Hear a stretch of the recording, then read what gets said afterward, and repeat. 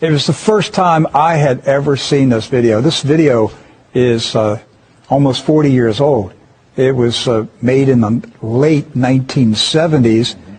It is a CBS interview with the late Mike Wallace, father of Chris Wallace. Right? And Mike Wallace is Jewish.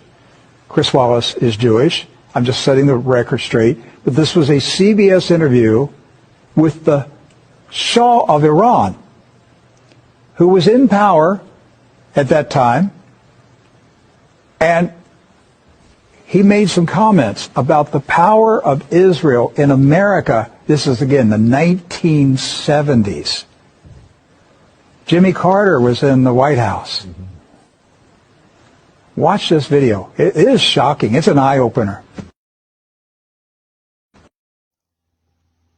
The Shah of Iran was unusually and refreshingly open in several interviews.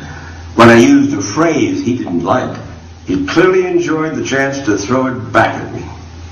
As you know, I have been across the Gulf that you call Persian and they call Arabian. Why do you call it Gulf? You have been to school, or haven't you? Yes.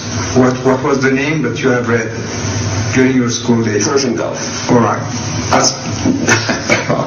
But they do call it Arabian Gulf. Well, they can do many things. None of the Shah's comments raised hackles like his blast at the American Jewish lobby. Its influence, he claimed, went all the way to the top. Surely, Your Majesty, you're not telling me that the Jewish lobby in the United States pulls the strings of the presidency? Not entirely, but I think even a little too much, even for Israel interests. You think the Jewish lobby in the United States is too powerful for the interests of Israel? I think so. Sometimes they are disserving the interests of Israel because they're pushing around too many people. Well, why would the President of the United States pay attention to that lobby? They are strong. Strong in what sense? They are controlling many things.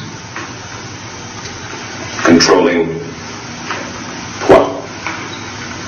Newspapers,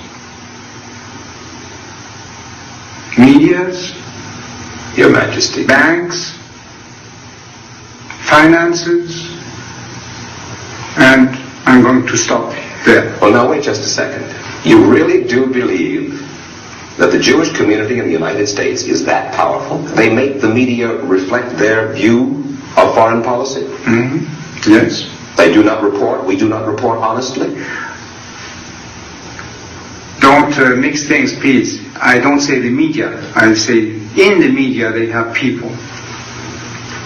Not the entire media. Some newspapers will only reflect their views, yes. No. The New York Times, for instance, is owned by the Salzburger family, who are Jewish. Are you suggesting that the New York Times is biased in its treatment of the question of Zionism, Israel's existence, the United States' relationship with the Arab world? I will have to put all the articles of the New York Times written on this subject and draw the conclusion. You can put this to the computer and it will answer you. What you're saying is that yes, you do believe. Well, let's wait for the answer of the computer. Washington Post. The same. The networks. Yes. I must say you are speaking with your characteristic candor.